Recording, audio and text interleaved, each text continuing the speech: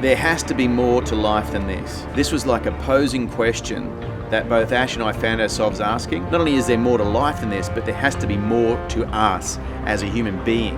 And I think that's what made this an exciting story to start to tell. All my life I've always been fascinated by the question of what is the meaning of life. And I think as humans we tend to sometimes be a little bit arrogant in that we think we know everything. Whereas to me I've always been really fascinated by what are the things that we don't know. What else is there to the world and to us that we don't think about. And I guess these were the ideas that we really wanted to explore with Abducted.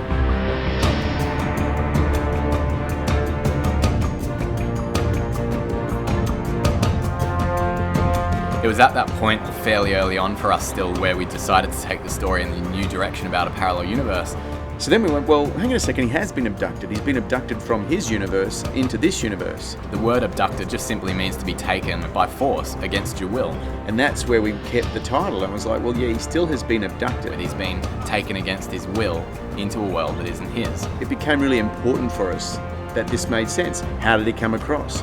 Would he wear clothes? We almost went mad over it. I've got pages and pages of notes at home, and I used to have a big kind of whiteboard that we'd scribble on, and we'd came up with all of these crazy and out there concepts for how that parallel universe would work within the context of the film. We probably wrote 14 films in trying to work out how we were going to make this work. It was about that time that Inception came out at the cinema, and Brendan and I both fell in love with the movie. They've got a briefcase, they plug it into someone's arm, and all of a sudden they can now walk into each other's dreams and no one questions it. It's because there's a human story that people are engaged in with the characters and they don't need to know the science. And we kind of decided that perhaps we should take the same approach with Abducted, in that we still wanted to explain it in some way, but perhaps the easiest way to explain it was that there was no explanation for it. And we played with the idea of the title Abducted again, in that what if when he gets transported into this other universe that his other self, so to speak, hadn't been seen for 20 years, that he went missing as a child. As we got further and further in, we started working on it even more frequently. We were going through Germany and London and Paris with some work overseas together, and we were chatting about it all the way there. We were working on it in Perth and talking about it over there. We used to write it in between both of our houses. It got to a point where we were working on it every week nearly. We actually started to come up to Mount Cootha and up to the Cootha Cafe. I don't know whether it was the perspective, the fact that you're looking out all over Brisbane or whatever, it just opened up our thinking a little bit. And I think that's where we did some of our best work. Things started to flow. Early on, it was just a bit of a hobby, I guess. It was something that we were working on now and then, in amongst other things, but gradually over time, it became something that we were trying to work other things around Abducted. The story just started to pour out of us. So it was about a year or so ago now that we were up to having our third draft of the treatment done, which was about 90 pages, and the story had come a long way from where we started. And one of Brendan's friends had a read of it one day. And he was a little bit not interested, and this is a student that I used to write with, and so I respected his opinion.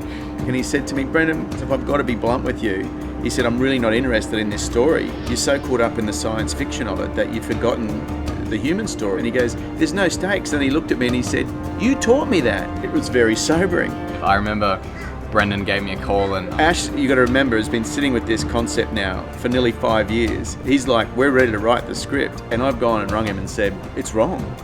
There was silence. I kind of was just really reluctant to make the big changes. This story had kind of gone back to the drawing board, 3 or 4 times already. We didn't speak about the script for a whole month, and then Ash called me back one day and he said, you know what, you're right, we do need to tighten this up. It was like we'd had the right ideas, we just didn't quite have them the right way around. We looked at what would he feel? Like if someone said to you, your wife and kids don't exist, and you're starting to find out that there's proof that they actually don't, what would you feel? And not only that, but how would other people react to someone who appears and who has been missing for 20 years and is then saying that they've lived this entire life? It just really opened up the whole story when we looked at it from a realistic point of view. Is what would you do if one day you woke up and someone said to you, your wife and your children and your job and your life aren't real, and you've been missing for 20 years. What would you do?